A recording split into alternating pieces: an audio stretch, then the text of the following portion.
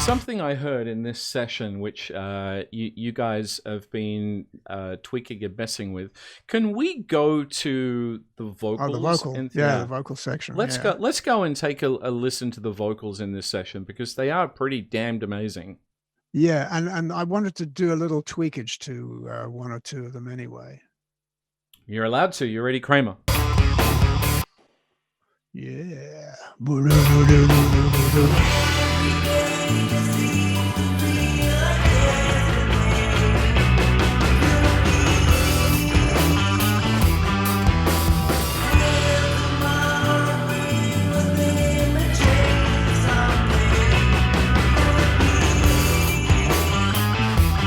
All right. Okay. So what I wanted to do is just isolate the vocals and particularly the effect. What I think the band was going for was this sort of Leslie effect. And I think something in the translation has gone a little bit wonky. It's a bit too edgy. I'd like to make it a little rounder and smoother and more Leslie. I think having a real Leslie is a plus, but not everybody has the space or the money to buy a Hammond B3 with its Leslies. So there are a lot of simulators, and some of these simulators, yeah, they're okay, but you got to be really careful about how you structure the EQ. So let's have a quick look. And we could actually go through the vocal. Yeah, we could go through the vocal bit by bit. If I can read on my screen, here we go. Why don't we have a look at that? Mr. Wells. Hello, Greg. Yeah, hit me. There we go.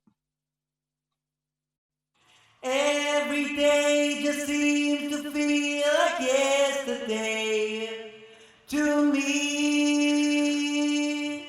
So my lovely friend Jason, my engineer, the sound that I'm hearing is in the mid upper range of the voice, and it's on the return of the EQ, either in the reverb or in the actual Leslie itself. It seems a little bit edgy. If we can soften that, that would be brilliant. Every day just seems to feel like yesterday. Yeah. To me. Particularly on the me, you can hear that. Yeah, you can hear that grainy, edgy thing that's going on there, sort of like 4K up to about 8K, somewhere in there.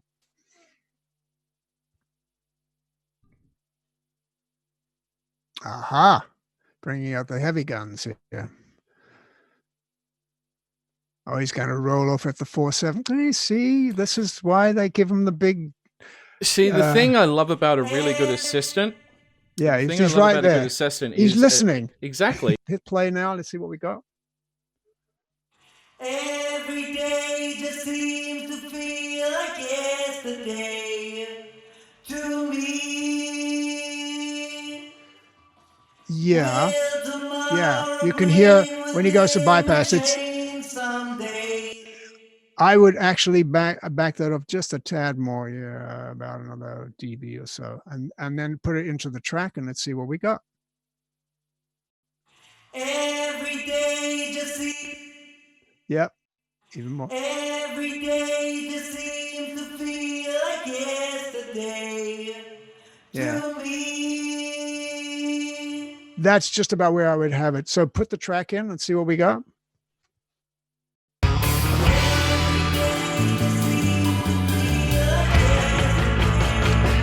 Now we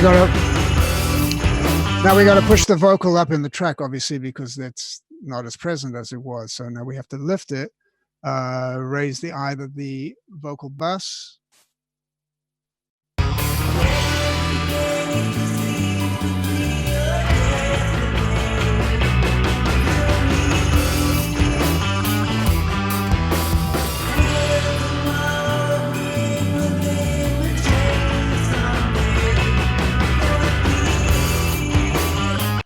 Yeah, that's much better.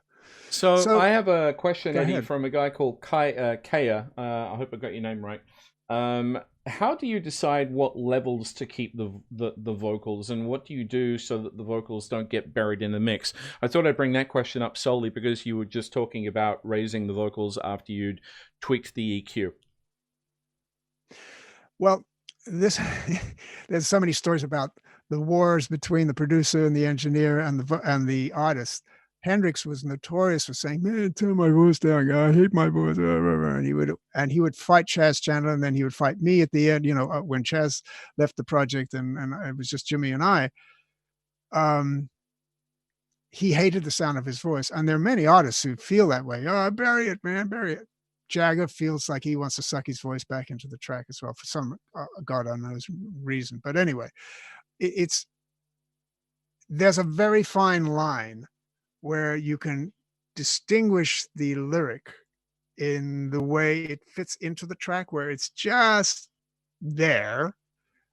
Now, that's the rock and roll method. But if you're a pop artist, you want that vocal way up front. You want it in your bloody face. Guys like Manny Mannequin and all my friends from Mix with the Masters, a lot of these guys do a lot of pop artists, and it's so interesting to hear the vocal relationship to the track in pop music versus the rock music. That's the battle. You have to really think about who the artist is, what the kind of music it is, to be able to determine where the vocal sits. It's always going to be a battle. The artists want it down, and some of them want it up. So you got to play that.